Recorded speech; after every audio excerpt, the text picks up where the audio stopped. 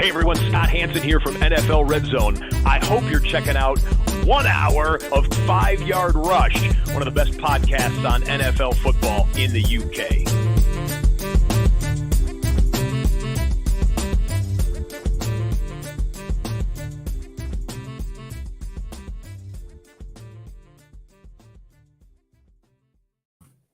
Hello and welcome to the 5 Yard Dynasty podcast. Hope you're all doing well this season.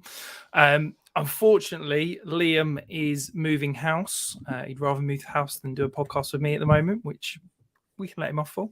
But stepping in, we have an incredible guest. So I'm joined by Tom Strachan, as many of you will know him. He is at NFL_T_Strack. So he is creator of NFLbestball.co.uk. He is an NFL writer over at Fantasy Football Outsiders.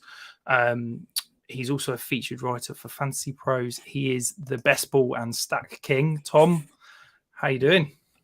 Yeah, good, Rich. Always a pleasure to jump on here with you. I'm really a big fan of the show, so it's always a good time to chat things football with you. Yeah, it feels like an important week. I don't know about you, but I feel like I've been able to cut like half my leagues and sort of say, right, I don't need to worry about you for this week, whether it be bye weeks or not made the playoffs or some of them. And I feel like my Sunday's going to be slightly less stressful. Yeah, definitely. There was a small part of me that definitely looked through some leagues today where there was a couple which I'd really hoped to make the playoffs and didn't quite. And it's just like, oh, well, see you later. And then there's also that kind of feeling of just going, this is what we've been waiting for in so many ways. But also we don't even have till Sunday to wait because we've got 3 games on Saturday. So all the usual routines out the window. It's the best time of the year, I always think, when it's no longer just, Thursday, Sunday, Monday. Now I get Saturday games. It's it makes life much happier. But enough talking about that, Tom. We'll dive into this week's highest scorers. So over at the quarterback position, we had a fairly impressive breakout week. I think this is 3 out of 4 good weeks now for Trevor Lawrence. Scored 33.4 fantasy points. I'm a big Trevor Lawrence fan, Tom. Do you think this is him truly establishing himself as an elite option, both as an NFL quarterback fantasy moving forward? I do think so, yeah, because, you just have to throw last year out the window. It was such a bad situation.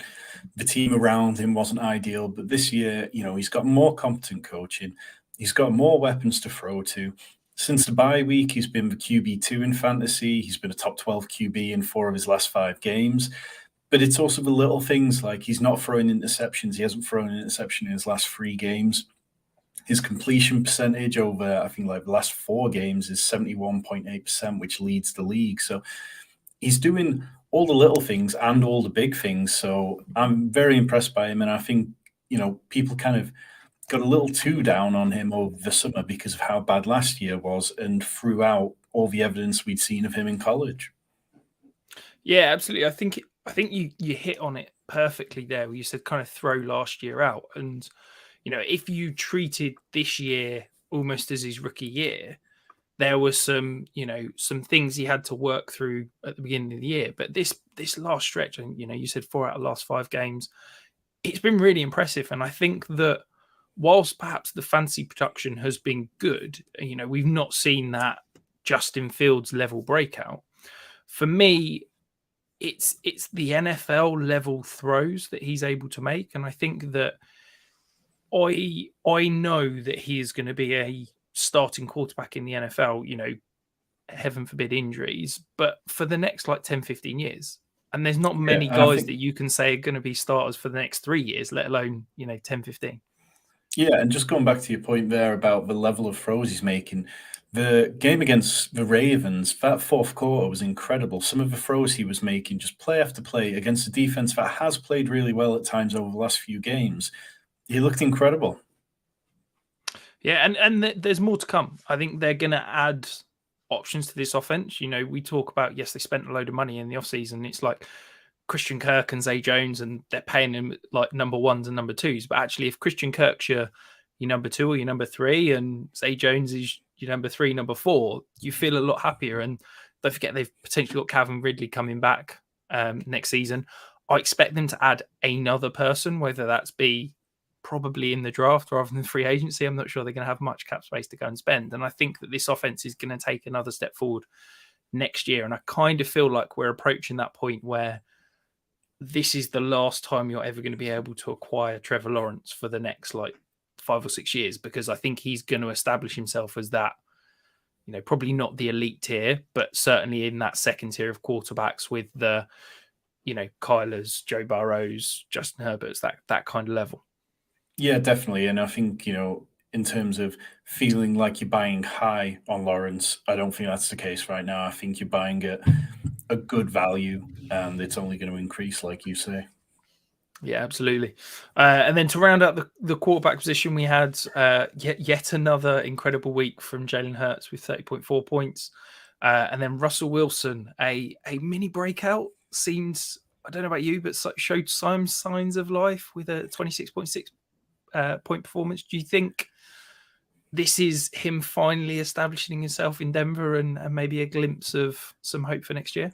I think so, and I think there's been glimmers of hope for the last 3 weeks now. I think, going back the first 10 weeks of the season, his completions over expected were minus 3.7, but since then it's been 6.4. So, he's making more throws than he was in that period, and the offense does seem like it's been moving, but they just seem to be tremendously unlucky at the same time. I mean, you consider they lost Javonte Williams, Cortland Sutton's had various injuries, KJ Hamler's had injuries, Tim Patrick's had injuries.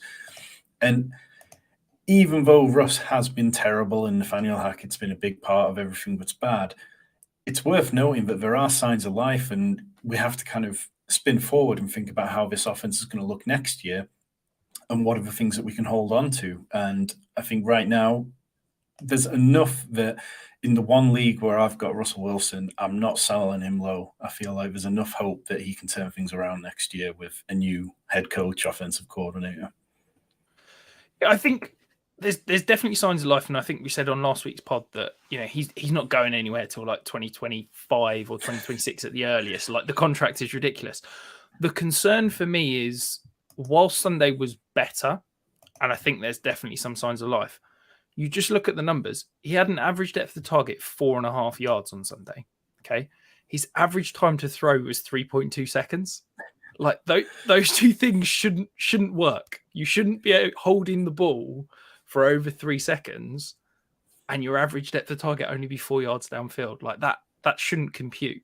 And yeah, I think that Nathaniel Hackett's probably gone at the end of the season. I think they're probably going to bring in hopefully a Russell Wilson friendly offensive coordinator if there's such a thing.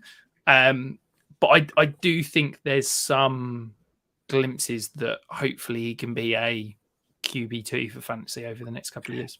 Yeah, and that's it. I'm not getting carried away and thinking that we're going to see those sort of top 10 performances regularly again, but he's not. I think his value is so low right now that he's not somebody I want to trade, because I think it will climb back up, and even if I move on from him at some point during next season, I'll get a better return than I will right now. Yeah, absolutely. So coming in with a truly remarkable performance, maybe one of the most interesting throws, shall we say, in terms of receptions that I saw. So Joe McKinnon scored 32.4 points. Obviously, a breakaway touchdown, the slightly weird throw from Patrick Mahomes, where it's sort of what we're calling it, a pitch, a shovel pass, rather than a normal throw. What do you make of Joe McKinnon? Is this just a blip week? Is this something we can potentially buy into for the fantasy playoffs? I think so. And I think if we look back at last year, we saw the Chiefs really started to lean on him at this time of the season, and he came up really good for them. Apparently, according to beat reporters around Kansas City, they're saying that he's the most trusted running back on that team. And even though Isaiah Pacheco has been great over the last few weeks, averaging 15 PPR points, you can see that they're not ready to just hand over the reins completely to Pacheco. And that's why we've seen McKinnon's snap share keep growing, because they want to know that they can rely on him. So I think he's somebody who you can probably buy quite cheap because he's 30 years old, and you know what we're like as dynasty players when it comes to running backs. But I do think he'll have some good production over the next few weeks. Yeah, I mean, let's be honest, he's not going to cost you much, is he? What are we probably talking, like a third? I reckon the person that's got McKinnon, if they're not a contender, is probably happy just to get anything for him. And I think that he's maybe a little bit game script dependent. You know, if the Chiefs are going to be in a game there, potentially what I thought was going to happen on Sunday, where they get up early and they just then, you know, run the time out of the rest of the game, McKinnon's probably not going to get much usage. I think it is going to be a Pacheco's going to be more of that early down work, and McKinnon's going to get more of the passing game usage. But yeah, if you're in some decent depth leagues, you know, if you're starting sort of 10 guys plus and that sort of option, then yeah, why not go and throw a, you know, potentially a third round pick and get a guy that we've seen as, you know, has got a decent role, and I think is going to have a role over the next few weeks, certainly. And then rounding out the running back positions, we got Christian McCaffrey came in with 29.3 points, and then Miles Sanders at 28.5. Over at the wide receiver position, so Justin Jefferson led the way with another incredible week, 33.3 points.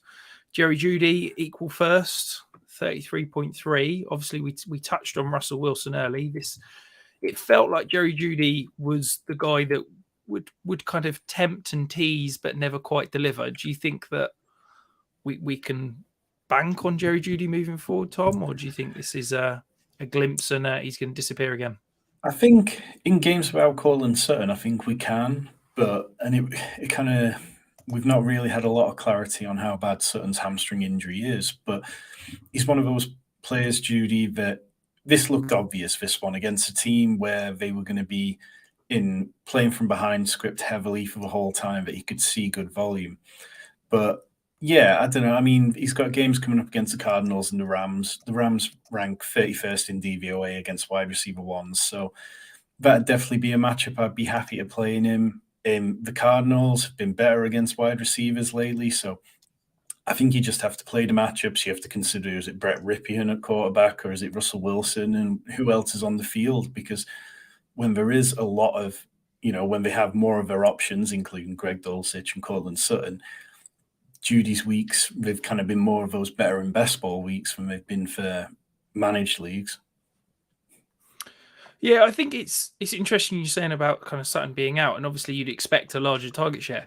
He didn't see a massive volume. It was only 9 targets. It was 20% target share. Like that's not a mind-blowing number for what is an offense that, you know, didn't have many other options with, you know, no Sutton, no Hamler, no Patrick. It was limited options. So for him to kind of produce what he did, obviously it was buoyed massively by the touchdowns. It's a hope. I just don't think moving forward you can ever expect Jeudy to be a reliable like top 24 wide receiver. I think from a dynasty perspective, those people that are hoping of that, I think those are long gone. I think he's, you know, if he's your wide receiver 4 or a flex play week in, week out, you're probably okay. But if you're expecting him to be, you know, on a contending team that's going to carry you as a wide receiver 2, I think you're going to be painfully disappointed, unfortunately. Yeah, and I'd imagine that he, you know, there's a good chance that he leaves Denver this offseason as it is. So is he going to end up in a better situation? Possibly, but he could also end up being the wide receiver 3 somewhere. Yeah, absolutely. And I've just seen as well, there was obviously should we call it the shove of the official? So they've just said that he's not going to get suspended. So yeah, he's going to be fined but not suspended. Just had a look at his contract time. So he's actually under contract potentially he's under contract until the end of 2024.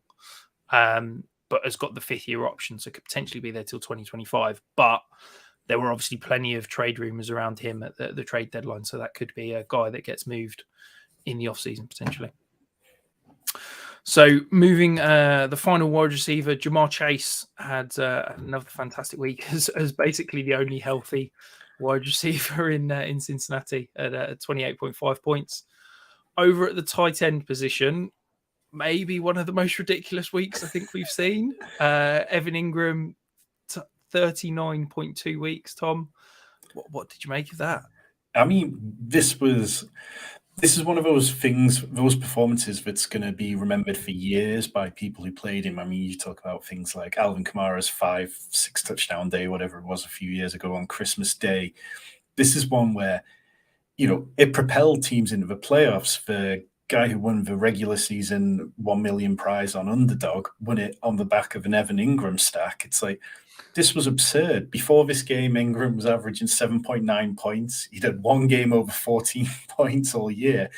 And he'd only had 2 games over 5 catches all year, and he just explodes out of nowhere. So anyone who had him is going to be feeling incredibly grateful. I mean, he went from being the tight end 15, I think it was, in total scoring to the tight end 4 after that one performance. So it shows you how much of a joke the tight end position, isn't it? That a guy can end up as the tight end 4 after essentially one really good week. Exactly that. And it's very much, there's nothing that you can count on from this going forward. It's like, as much as you can count on is that Evan Ingram is the tight end 1 in Jacksonville. To be relied upon, but in most weeks, if he doesn't get you a touchdown, he's probably not going to do an awful lot for you. Yeah, he's in that, second, third class, however you want to rank it, of tight end, where it's basically the elite 2, the Dalton Schultz, TJ Hawkinson, Dallas Goedert tier, and then basically everybody else. And don't really care about any of those other guys, quite frankly. Yeah, and I think it's one of those where we can kind of say, we can make a case for buying him at a price because he's going to be attached to Trevor Lawrence, and we want pieces connected to Trevor Lawrence, as we mentioned before. But now's not the time, not after that game. I mean, now's the time to be selling him if you're not, I'd be selling him whether I'm a contender or not. Yeah, I mean, he had 15 targets on Sunday, which for a tight end is absolutely insane. But the stat that blew my mind even more was he saw a target on 42% of his route run, which is just, I mean, that's like 30% targets per route is a high number. That's where you're talking like Cooper Kupp, CeeDee Lamb, like DeAndre Hopkins. To be at 42% of targets per route run is just insane. I don't have words to describe how unbelievable that number is. I think when you see something like that, it's just incredibly frustrating that we've got something like this going on. And then we had somebody like, he had 11 catches this weekend, and you compare that with an elite tight end like Kyle Pitts in Atlanta, who over his last 4 healthy games had 12 receptions total. So it's frustrating, but yeah, this is the game. Yeah, and then to round out the tight end position, so yeah, David Njoku had 18.7 points, and then Chig Okonkwo had 18.5. Now, I know you talked a little bit about Okonkwo on Twitter last week, Tom. It seems like he's putting together a couple of competent weeks here.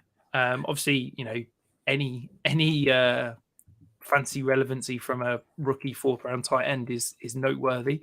Do you think that it's potentially something we could be buying in on longer term? Yeah, it seemed like originally Okonkwo was only getting onto the field during certain packages, but over the last couple of weeks he seems to be playing more. Doesn't seem to be just in certain sort of like packages that we're using. He's playing a lot more often. And he's averaged like 5.3 targets over his last 3 games, averaged almost 50 receiving yards a game. So he feels like that kind of production is going to be sticky because the Titans have nobody. I mean, Nick Westbrook-Akine, they've got Bobby Trees, who still looks like his ACLs never really got him back all the way. And, Austin Hooper definitely isn't, making the job his. So I'm kind of fine with it. I think, looking ahead to this week, he plays the Chargers, who ranked 24th against tight ends in DVOA. So I'd definitely be rolling him out again this week. Yeah, I think he's certainly one to monitor moving forward. I don't think I'd be getting too excited in terms of his value just yet. I think I've got him. He's my tight end 25 in terms of dynasty rank. So I'm not entering that, reliable start plug and play tight end yet. He's still only running 50% of routes on Sunday. So I think definitely one to monitor. Exciting that he's shown some flashes, but let's not get too carried away too quickly on it. So gonna dive across to some significant news, and there's sadly quite a lot of quarterback news this week. So Russell Wilson, Tyler Huntley, and Kenny Pickett all suffered concussions on Sunday.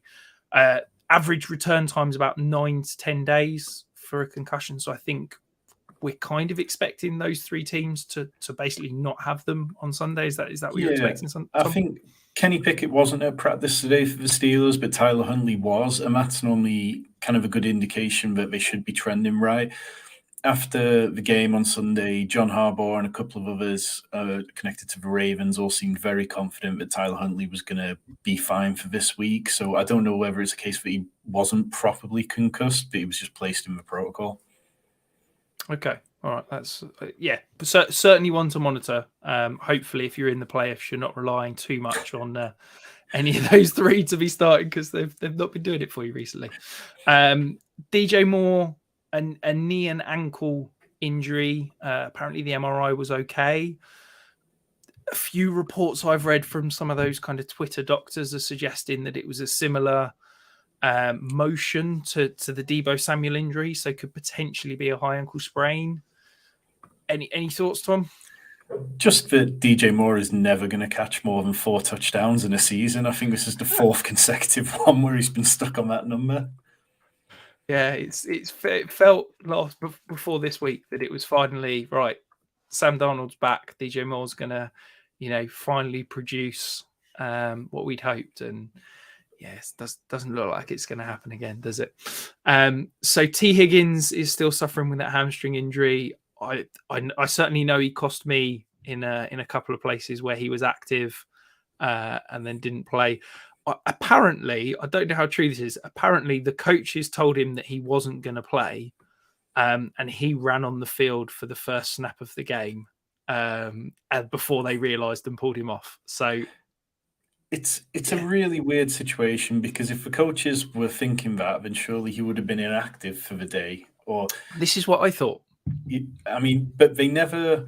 And if this was a coaching decision, they never ruled him out during the game. The whole game, it was just, there was no status put about him. It was just, he was just stood there on the sideline with his helmet on. And I know that this upset an awful lot of people. And there's a lot of people accusing the Bengals of subterfuge and stuff. But it's like, we just kind of have to accept sometimes that as much as we feel like we've got the whole picture and we're making the best decisions we can, it's out of our hands. Yeah, absolutely. And I think that hamstring injuries are always like this, aren't they? You never want to, you're never fully 100% and you don't want to rush it back. And, if he felt a bit of tightness and they were like, maybe he wanted to keep playing and they just said, no, you're kind of done as such. So, yeah, one to monitor. Obviously, depending on how much he practices is probably going to impact what happens to him over the next week or so.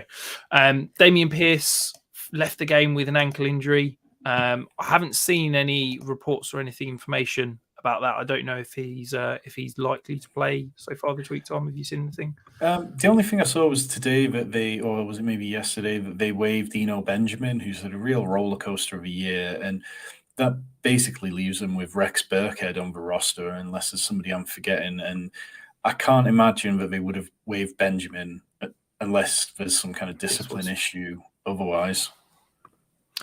Yeah, so maybe that's hinting that Pierce is okay. Back to the Bengals receiver room. So Tyler Boyd dislocated a finger on Sunday.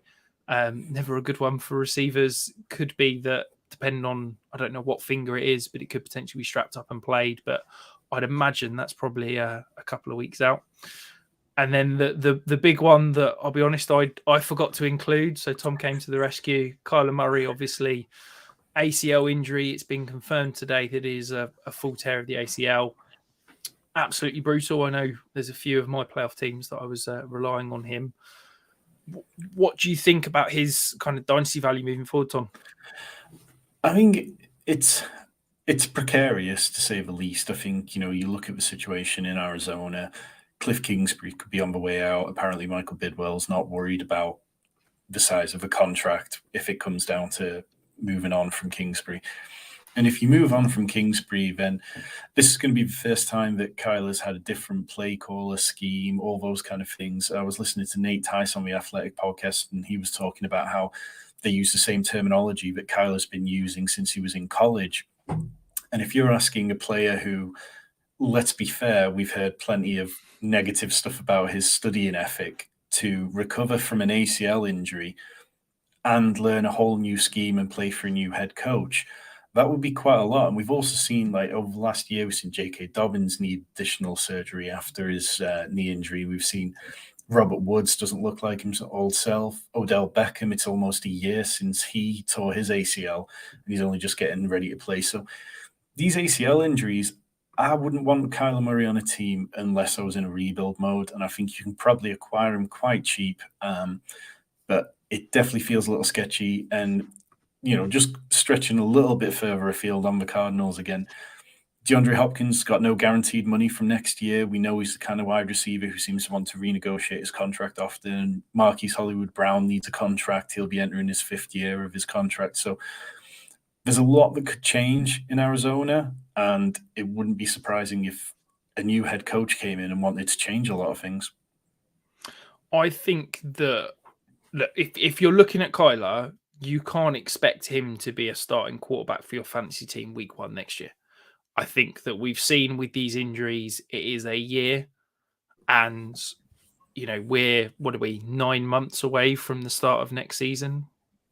I'd be gobsmacked if he's starting week 1, and I'd also potentially say, what the hell are the Cardinals doing if he is starting week 1 and you've got, 200+ million tied up in him? I think next year is almost, I wonder if you almost kind of, as a team, write it off and say, right, we're going to get rid of DeAndre Hopkins. We're going to get rid of, I know, like DJ Humphries is tied up on a contract, and get rid of some of those larger contracts. Yeah, JJ Watt and the likes.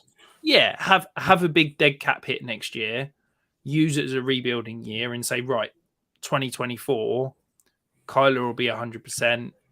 We'll have year 2 of our new head coach / GM, whatever you're going to bring in, and use it as a reset, because you've got the quarterback, you've got a couple of interesting pieces. You've got Budda Baker, you've got potentially Hollywood Brown to build around moving forward. But there's not much more than that in terms of building blocks. So I think that... Sorry, go on. And they need to get younger a lot of places. I mean, like, you look at James Conner, he's been okay, but he's getting older and he's on quite a decent contract. And then their offensive line, they need to really improve that as well. It's like they're more... When things go right, they play to a really good level, but there's some weaknesses there. So I think their defense has actually been pretty good this year at times. It's just not been quite good enough. So, yeah, fully agree with you. They just need to really take a big appraisal of the team. And the best way to do that would be to fire the GM and the head coach and start from fresh. Yeah, exactly. And I think, if you're from a dynasty perspective, for me, he's definitely taken a hit. I'm valuing him now as if he's not playing next year. So I've got him, he's down at my QB 11 currently. So I've got him below Deshaun Watson, below Dak Prescott, below Trevor Lawrence. He's neck and neck with Tua in terms of where I've got him valued. I think that if you're not looking to compete in 2023, which, I preach about 1-year rebuilds, I don't know why at this point you'd be saying you're not competing in 2023. He's probably not a guy that I'm looking to roster. I think that if you have him on your roster, it could be a good time to sell quite quickly. Normally I say wait when a player gets injured because you get the sharks out trying to kind of get a good deal. But I think people haven't realised he's probably not playing next year yet. And I think as soon as that happens, his price is going to plummet. And I think that at the moment, people are still valuing him as an elite quarterback that could potentially come back and play next year. And just to add to that, if you can sell him before he has surgery, we saw with Von Miller recently, a lot of the time when they go in and do these surgeries, that's where they find worse stuff in there. It could be additional tears and issues. And if that comes out and then you really do find out that he's out for the entirety of next year, then his value could plummet further. Yeah, and if there's any, as you said, any PCL, LCL injuries as well, that was the problem with J.K. Dobbins, wasn't it? It wasn't just an ACL tear, it was everything on top. And that's what extends the longevity of the injury and the time they're going to be out. So Finish up there on the significant news. We're going to dive across to the Dynasty stock market. So some rises and fallers this week, Tom. So I brought you on. We had to talk about some Jets players. So yeah. First up, Zonovan Knight had another really good from a production standpoint. Looked fantastic, I thought. Playing ahead of Michael Carter, who obviously came back from the ankle injury. James Robinson was a healthy scratch again. Do you now think that Zonovan Knight's potentially got some value, not just for what could be a good stretch run this year, but potentially into next year as well? I think he's definitely going to have that in the eyes of fantasy managers. I think, we've definitely seen running backs burst onto the scene late in seasons and then fade away. So I'm not quite ready to tie any of my fantasy team going forward to him and count on him. But I think he's definitely somebody that we can, he's shown some really good stuff. Like in the last 3 games, he's had forced 25 missed tackles, which is just incredible, really. It's over 8 a game. He's clearly the best running back in that backfield right now. I think, he's had 12 first down runs in 3 games, which is more than James Robinson, Michael Carter, and Ty Johnson have combined for in the 15 games that they've all played since 15 games combined since Breece Hall went down. So I'm hesitant to really project too much into the future, but I do think if you scooped him up off waiver wires, which I know you did a lot of, then there's probably some value to be had in either selling him right now or kind of holding on and seeing what the future has. Yeah, I think. Look, I'm probably higher on Bam than most. I think for me to sell, I'd need a second round pick, which I don't think most people are going to pay. I'd quite happily go out and pay 2/3 to acquire him right now. I think he's going to be relevant down the stretch. I think the Jets are going to be. They've got four games that I think are going to be close, and I think the Jets are going to want to run the ball in all 4 of those games. And I think he's got some pretty, appealing matchups when you think he's got the Lions and the Seahawks and the Jaguars. They're not exactly 3 scary run defenses at the moment. I think that, we were talking about the ACL with Kyler. I wouldn't be shocked if Breece Hall was eased back in at the beginning of next year, whether that be he's not ready to go week 1, whether that be that he is ready to go week 1, but they don't want to give him the full load straight away. I think that for me, Knight, he's now that kind of, we talk about 1A and 1B backfields. I think he's now the sort of 2A to Breece Hall's 1 and Michael Carter's 2B. I think that he's going to be, he's now proved enough that he's going to have a role over the next 18 months to potentially 2 years. Yeah, I think you're... Sorry, go on. I think part of that is how poor Michael Carter's been. Last year, Michael Carter looked really good at times. Yeah, he didn't have the body type where he was clearly going to be running back 1 for the future.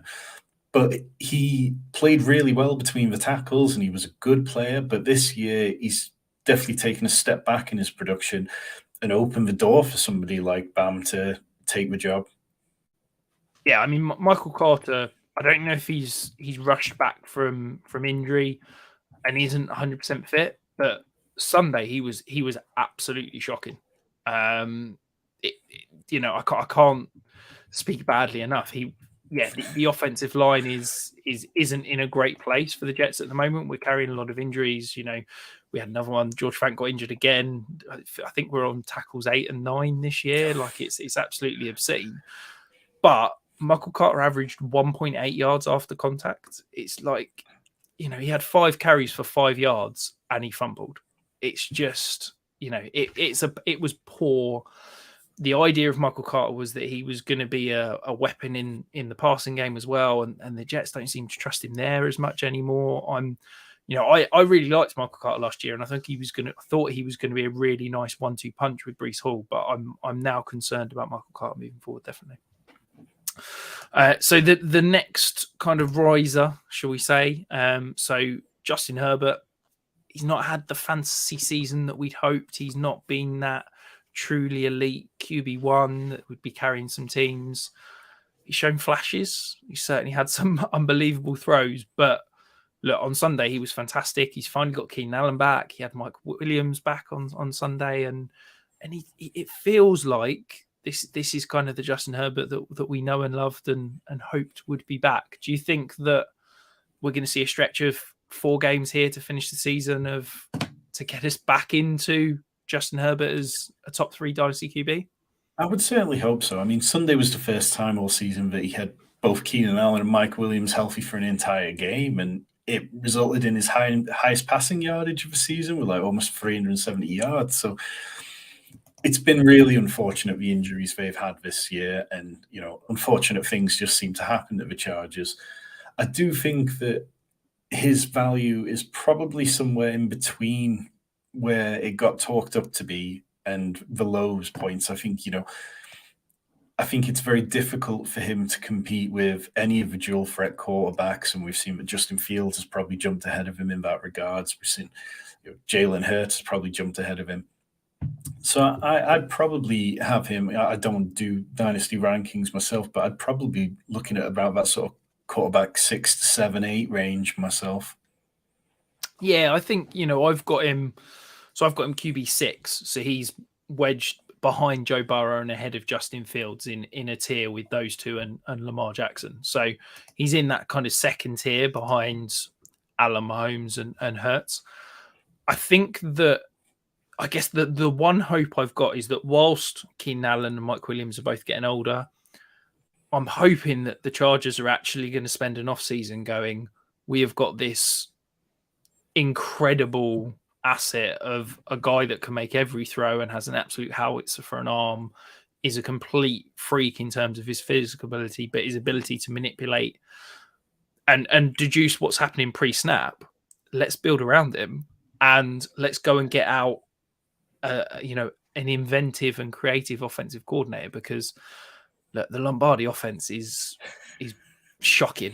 How you can have a 3rd and 4th consecutive plays, 3rd and 4th down, they need to get a yard, and you call 2 screens to Keenan Allen. It's like, come on, like this is the 21st century. It's 2022. Like, do something a little bit more inventive. Do something a little bit, more interesting than a screen to Keenan Allen when the game's on the line. Yep, no disagreements. So let's dream of an offensive coordinator coming in. The final riser, I think he's definitely rising, but I think he's still that potentially under the radar riser, shall we say? So that's Donovan Peoples-Jones, who very quietly is the wide receiver 31 on the season, despite the fact he's only scored 1 touchdown. We saw some flashes with Jacoby Brissett. I mean, in week 1, he had like a 30% target share. The last couple of weeks with Deshaun Watson's come back, that offense hasn't quite got back to what it was, but Donovan Peoples-Jones has shown that he's commanding a decent target share. When he gets targeted, good things tend to happen.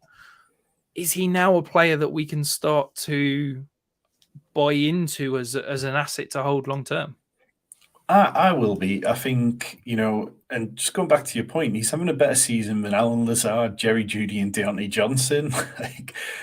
When you just had to get that Deontay Johnson shot in, didn't you? It hurts me as much. Well, maybe not quite as much as you, Rich, but it hurts me too. But the way he's playing feels sticky. He's not just winning the ball in go routes or stuff like that, which is what I think a lot of people thought he was going to be doing before the season started. But because the Browns don't really have anyone outside of Amari Cooper, and because David Njoku's been injured for decent chunks of the year, he's had to play in different ways. So, I mean, he's had 2 games under 50 yards in his last 10 games. He's averaged 12.9 PPR points over his last 8 games. So he's been really consistent.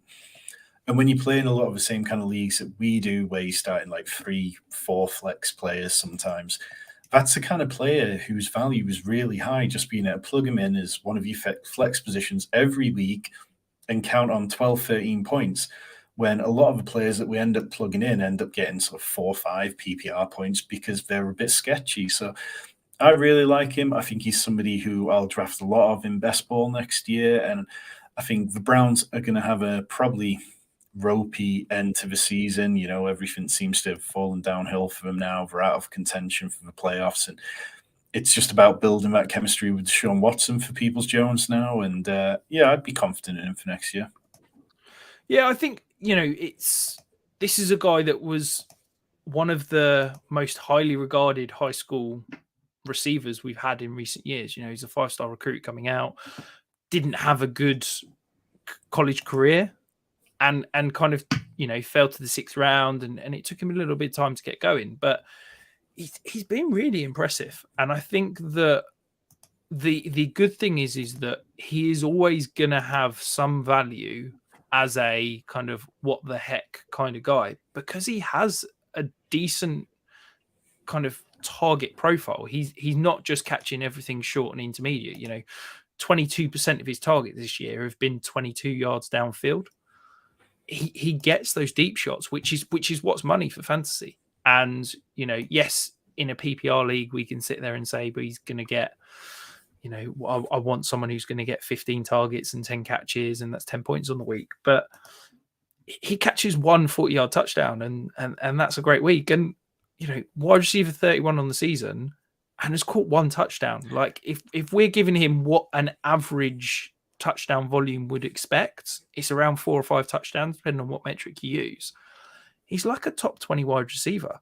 And this is a guy that you can probably still go and buy, what, 2/3 maybe? Yeah. Like, he's so cheap. And I just feel like he's sneaking up on everyone. He's been really productive. He's in what we're expecting to be a better offense next year once Deshaun Watson kind of gets integrated and, you know, hasn't played for 2 years. It's going to take him a little bit of time. This is a guy that I think, if you can go and buy on the cheap, I'm confident that his value is only going to increase over the next 12 to 18 months. Definitely. And just the last point, I think the Browns next year will be a potent offense, and they'll get into plenty of shootouts, which is something that they've not been doing really this year. They've been low scoring, even though with Jacoby Brissett, when they were a functioning offense, they weren't scoring 30 points a week, but that could be something that we see more of next year. Yeah, no, 100%. So moving on to the slightly negative side. So this was, I think he's a faller, but I really wanted to have a conversation perhaps about this player as a kind of dynasty topic, shall we say. So it's Mike Evans. He's having an okay year. You know, he's probably going to hit 1,000 yards for, I think it's the record 9th year on the trot. That team, that offense hasn't been what we'd hoped. I think the offensive line basically fallen apart, and, you know, being traded and given away has had a massive impact on everybody. But Mike Evans is now approaching that point where it's kind of like, is it already too late to try and get out?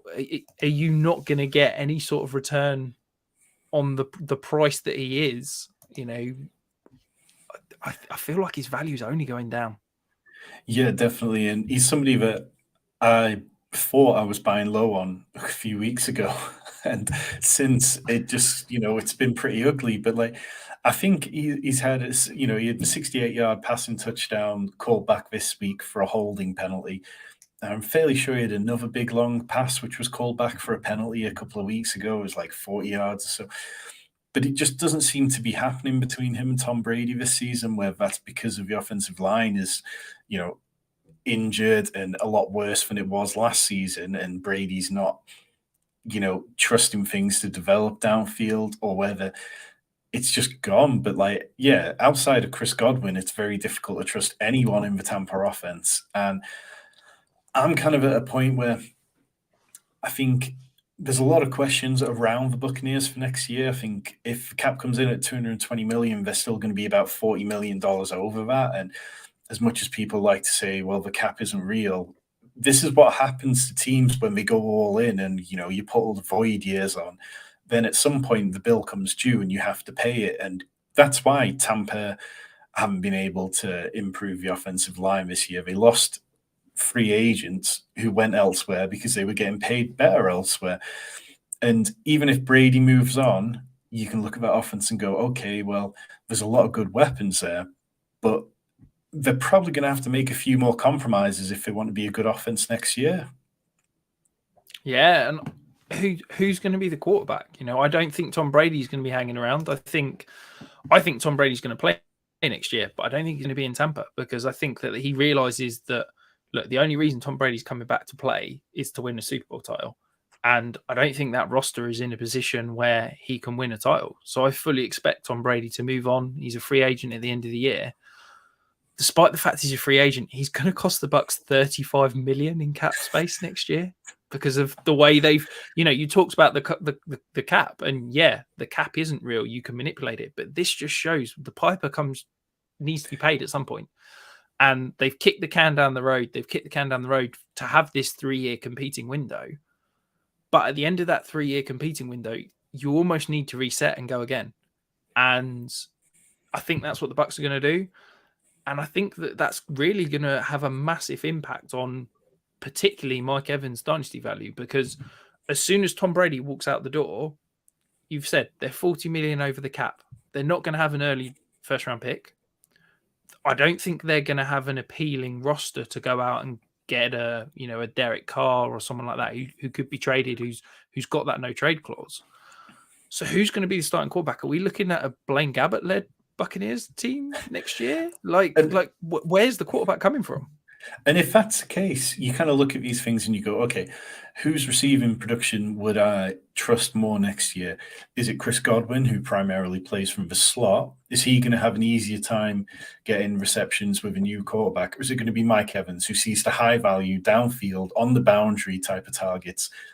It's just, I have so much more faith in Chris Godwin being fantasy relevant next year than I do Mike Evans being fantasy relevant in the top tier.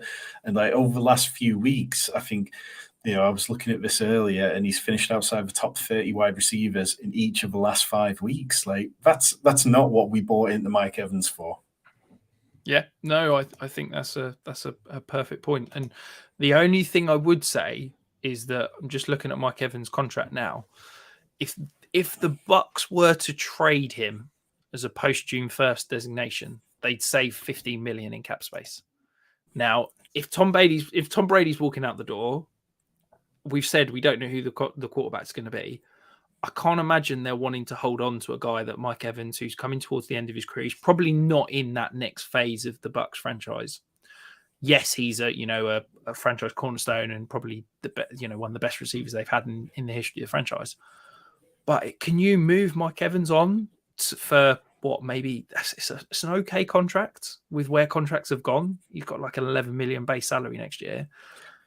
I think if you can get a second or third round pick, I wonder if Mike Evans is going to be on a new team next year. But also, I feel like the Bucks would be the type of team where they could be interested in player-for-player swaps there. I know they're less common, but if they could be getting younger, getting a key, like an offensive line player, like we were mentioning, then that'd be the kind of thing that could be very useful for him. Or do you trade Mike Evans in some way to try and find yourself a quarterback who can bridge the gap for a couple of years?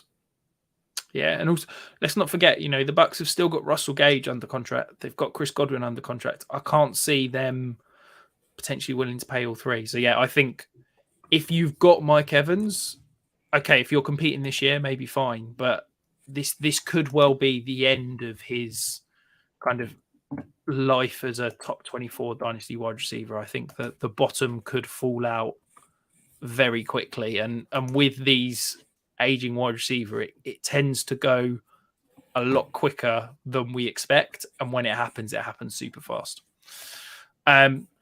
So we're going to go across to the players of the week now, Tom. As the guest, I'll let you go first and highlight who you want to talk about.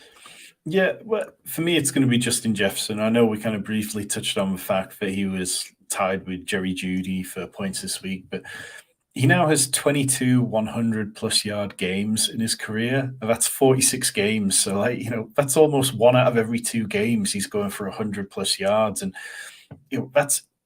that's insane value in fantasy to get that kind of consistency. I think, Justin Jefferson this year scored 30-plus PPR points in 6 games this season, which is the same amount that Patrick Mahomes and Lamar Jackson have combined for. So sometimes when we're in dynasty startups, particularly Superflex, you get that sense that people are petrified to leave the first round with a player who isn't a quarterback. And you can sometimes get really nice values on some of the top wide receivers. But what Justin Jefferson is giving you is just as good value as some of the quarterback scoring that you're getting this year. Yeah, I think that look, we want to build around young wide receivers. They're outside of the quarterback position. They're the guys that hold their value the longest. And yeah, I mean, you've pointed out there, the guy is elite. All he does is produce. All he's done is be fantastic since pretty much week 3 of his rookie season. Like, what's more to be said? I think he's completely unobtainable in dynasty leagues if they're already established. And I think that if you're looking to be a little bit different and not grab a quarterback early in your draft, I think he's probably the only guy that you can really be leaving with. So my guy, I'm probably conscious I probably stole him from you because I managed to get access to the show sheet before you. So yeah, I wanted to talk about Raven. Tom, you're on. Let's dive into J.K. Dobbins. I've been holding out hope for the last 6 or 7 weeks because he has got an incredible playoff schedule. The Ravens have obviously, seen a number of injuries. I don't think Gus Edwards is 100%. We've seen Kenyon Drake flash. I've been holding out hope that J.K. Dobbins is going to come back and he's going to carry me to some titles. And he came back this week and he was fantastic in terms of his production.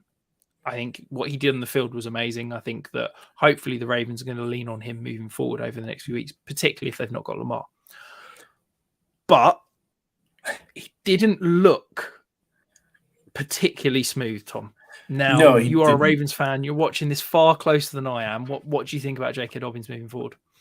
Yeah, and it's one of those, I don't think anyone needs to be a doctor or a certified film grinder to watch that big, long run where he broke through the Steelers line and went for 40 yards and not know that if this was J.K. Dobbins in his rookie year, pre-knee injury, he would have taken that one to the house, but instead he ends up going out near the 5-yard line. And when you watch that run, it just felt like he wasn't really trusting his legs. It feels like the Ravens are really trying to help him gain his confidence back. You go back to when he returned to the Ravens earlier this year, I think it was week 4 or 5 or so. He got the first touch and the first carry in that game, literally first play straight to him. And that was the same this week. He goes out onto the field when some people thought he might not even play too much this week, gets the first carry.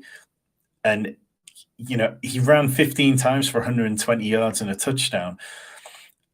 And I do think that's the second biggest rushing total of his career. So it's not like we can automatically start charting up 120 yards games every week. But what we've got with the Ravens is this offensive line is really good. The weekend, Kevin Zeitler was out, who's probably going to the Pro Bowl at right guard. Ronnie Stanley returned, who's missed a few games. And in the games with Ronnie Stanley at left tackle, the Ravens have averaged 5.24 yards per carry from their running backs. Without him, they've averaged 3.66. So the combination of Stanley and Dobbins, I do think is going to be really impressive, particularly against Cleveland and Atlanta over the next couple of weeks, where they're bad run defenses. And even if Dobbins isn't racking up the yardage, I would expect that he can get several touchdowns, which should carry teams a little bit more in the fantasy playoffs. Yeah, and I think the interesting thing, I don't know if this is, I've not watched the Ravens game yet, so I can't speak to it. He didn't run a single route on Sunday. Is that something that they were particularly trying to manage him, or is that a concern moving forward? I think that was probably part of managing him and part of the fact that, we saw Tyler Huntley go down in that game. And so he was injured. And they were kind of having to work things out on the fly. But, he hasn't run a route since week 4. He played in week 5 and 6, but didn't play. He played 40% of snaps and then 27% of snaps, and he didn't run a route in either of them. So perhaps that is something that they're looking to do.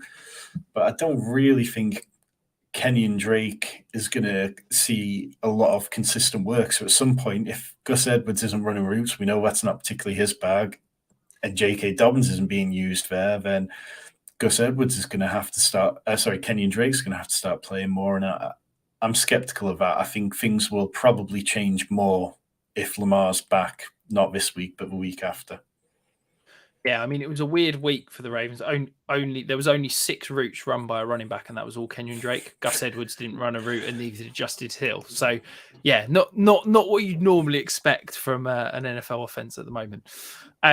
So the final section, Tom, we're gonna dive into the mailbag now. We've got one question, particularly for you, from Gary, who's at Gary Acco. So he says, as you're the stat king, do you have any cheap buy low stack options that you particularly like looking forward to next year? Yeah, well, we touched on one of them already today, Donovan Peoples-Jones, and another one who's in a very similar situation would be Zay Jones. I think you look at them; they both had fantastic production. They both tied to their contracts for probably at least next year, and they're players who, if you've got Trevor Lawrence or if you've got Deshaun Watson, the value of adding that stack and tying that production together, it's incredibly cheap to go out and get them. I think you'd probably be able to pick up both players for a pair of thirds because people aren't quite ready to value them as a second, but they're not quite ready to, give up on them either. So I think those kind of wide receiver 2s, fringe wide receiver 3s are players that we can really bolster stacks with. And I think they're people that, they're more valuable to you as the Trevor Lawrence or the Deshaun Watson owner than they are to somebody else. Yeah, I love that. Love that. So to finish off, Tom, thank you ever so much for joining us. It's been amazing for you stepping in for Liam. Remind the people where can they find you? Where can they find your work? Yeah, you can find me on Twitter at NFL_TStrack. Do 2 articles a week for Football Outsiders. There's a fantasy roundup every Tuesday, which covers every team from the week before and dives into stats, facts, and kind of storylines with Thursday DFS column that's out, and then Friday Fantasy Pros weekend waiver wire stash, looking ahead of the waiver wire. And normally posting far too much on Twitter. No, fantastic. Well, thank you very much. It's it's always good to have you on, but keep up the good work because I can't get my head around how you can produce the volume of content that you do week in, week out, as well as be as active on Twitter as you are. So if you're not following Tom, go and give him a follow because he is a great follow. Excuse. What a great way to finish. Lovely. Liam and I will be back next week. Best of luck in your playoff matchups, and we'll see you same time next week.